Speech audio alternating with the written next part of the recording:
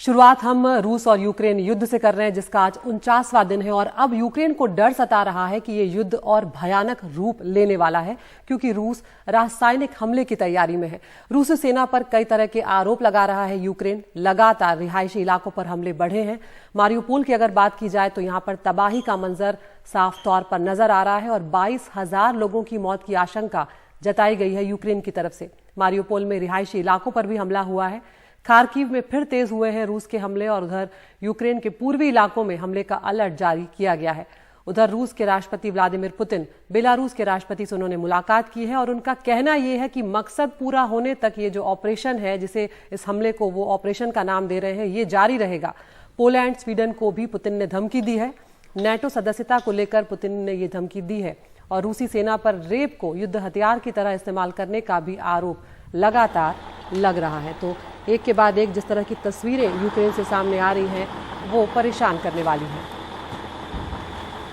और हमारे senior editor Umashankar Singh Ukraine पहुंचे हुए हैं और इस वक्त वो राजधानी कीव में मौजूद हैं।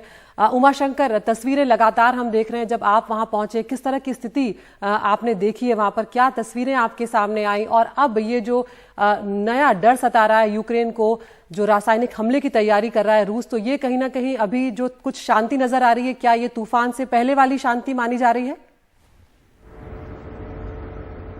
जी बिल्कुल, देखिए जिस तरीके की आशंका जताई गई है और रिपोर्ट इस तरह की भी है कि मारियुपोल में रासायनिक हथियारों का इस्तेमाल किया गया है, खासतौर पे सैनिकों के खिलाफ वहां पे उनकी उससे मौत भी हुई है। तो इस तरह के आरोप भी, इस तरह के रिपोर्ट्स भी आए हैं और इसकी जांच की जो बात है वो चल रही है। तो ये गंभीर आरोप है और यूक्रेन के राष्ट्रपति जेलेंस्की ने यूरोपीय देशों से ज़्यादा कठोर प्रतिबंधों की मांग की है रूस के खिलाफ। तो ये तो अपनी तरफ, लेकिन दूसरी बात जो है, बूचा जो नरसंहार हुआ है उसको लेकर जो वहां पे जांच का काम चल रहा है, आज भी वहां पर जो बॉडीज है जिनको दफनाया गया उनको बाहर निकाला जाएगा जांच के लिए, क्योंकि रूस की तरफ से लगातार ये कहा जा रहा है कि ये एक फेक तरीके से बताया जा रहा है नरसंहार है। बार बार रूस की तरफ से बयान बदला जाता रहा है। वो ये भी कहता है कि ये जो कुछ हुआ है रूसी सैनिकों के वापस चले जाने के बाद हुआ है, जबकि सैटेलाइट इमेजरी के जरिए कई फैक्ट जो चेकर्स हैं उन्होंने ये चेक करके बताया है कि ये 19 मार्च की घटना है और रूस जो ये दावा कर रहा है कि वो 30 मार्च को चला गया था, वो 31 मार्च की सुबह गया। तो इस तरह के दावे प्रतिदावों के बीच जो है जो एक आशंका के बादल हैं वो छाए हुए हैं। फिलहाल अगर क्यों की अगर बात करें तो यहाँ पे कल खासतौर पे जीवन जो है सामान्य सा लगा। सड़कों पे गाड़ियां चल रही थी, लोग बाहर निकल रहे थे। हालांकि शाम 6 बजे सब कुछ यहाँ बंद हो जाता है, सुबह 9-10 बजे के पहले कुछ खुलता नहीं है। तो एक सामान्य सी स्थिति यहाँ नजर आ रही है, लेकिन लोगों में जिस तरह की आशंका है और रूस की जिस तरह से तैयारी है, हालांकि वो पूर्वी इलाके में फोकस कर रहा है, डॉनबास के इलाके में बड़ी तादाद में उसके सैनिक कूच करने की जो सैटेलाइट इमेजरी है वो भी आई है, लेकिन अभी भी यहाँ आशंका जताई जा रही है कि फिर से रूस जो है उसके हमले जो हैं वो बढ़ सकते हैं। हालांकि अभी एयर सायरन की आवाज, इस तरह की आवाजें जो है अब नहीं आ रही, तो थोड़ी सी यहाँ पे राहत महसूस की जा रही है। लेकिन क्योंकि युद्ध जो है 49वें दिन में प्रवेश कर चुका है, रूस जो है वापिस युद्ध जो है 49वें दिन में प्रवेश कर चुका है, लेकिन रूस अपनी तरफ से कदम वापस खींचने को तैयार नहीं है, युद्ध पे कोई समझौता करने को तैयार नहीं है और बार बार उसकी शर्तें वही नजर आ रही हैं। और जो भी बातचीत के दौर हुए हैं उसमें रूस का जो रुख है वो अड़ियल नजर आया है। तो ऐसे में यहाँ के लोगों में एक चिंता है कि आगे क्या होगा। खासतौर पे जो ज़रूरत की चीज़ें हैं बहुत सारे इलाकों में वो ख़त्म है। बहुत सारे जो लोग हैं शरणार्थी के तौर पे बाहर के देशों में जा चुके हैं। तो एक अनिश्चितता की स्थिति यहाँ पे बनी हुई है और लोगों में एक डर का माहौल यहाँ बना हुआ है। हालांकि उनका मनोबल भी पूरी तरह से बना हुआ है। उमाशंकर, एक और बड़ी बात ये होती है कि इस तरह के युद्ध जब होते हैं तो महिलाओं को निशाना बनाने की बात हमेशा सामने आती है और रूसी सेना पर यहाँ पर बलात्कार को, रेप को युद्ध हथियार की तरह इस्तेमाल करने का आरोप लग रहा है और ये अपने आप में बहुत भयावह स्थिति है। किस तरह से अंतर्राष्ट्रीय स्तर पर इसे देखा जाएगा और क्या कहीं पर इस बात को लेकर कम से कम रूस के सामने आपत्ति जताई जा सकती है, क्योंकि वो तो साफ तौर पर अभी हमले रोकने को तैयार नहीं है?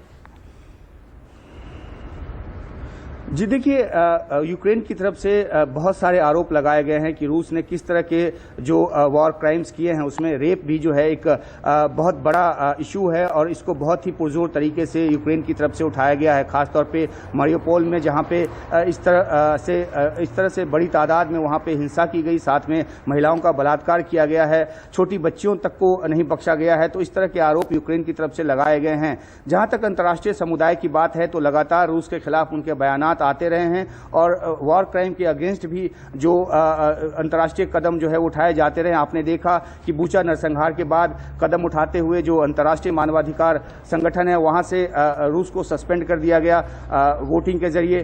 तो अंतर्राष्ट्रीय जो कदम है वो उठाए जा रहे हैं, लेकिन सवाल है कि इसका रूस पे क्या असर पड़ रहा है। उस पर कोई असर नहीं पड़ रहा है। और आपने जिक्र किया कि किस तरीके से बेलारूस के राष्ट्रपति से मुलाकात हुई, जब कल रूस के एक इलाके में वो एक कार्यक्रम में राष्ट्रपति पुतिन जो थे वो शामिल हुए। वहां उन्होंने साफ तौर पे कहा कि जो मकसद जो है वो पूर्वी जो इलाका है यूक्रेन का, वहां पे जो लोग हैं उनकी सुरक्षा सुनिश्चित करने का है। तो जो जिस बात को कह के ये एक ऑपरेशन स्पेशल सैन्य अभियान शुरू करने की बात की थी, दोबारा फोकस उस पर आ गया है। नेटो में शामिल न होने की बात तो अपनी तरफ से रूस लगातार कहता रहा है, लेकिन अब वो फोकस इस बात पे कर रहा है कि किस तरह से यूक्रेन जो है वो अत्याचार करता है पूर्वी इलाके में अपने। तो अब ये रेटरिक लेके, ये एक नैरेटिव लेके रूस आगे बढ़ रहा है और ऐसे में लगता नहीं है कि रूस के कदम थमने वाले हैं।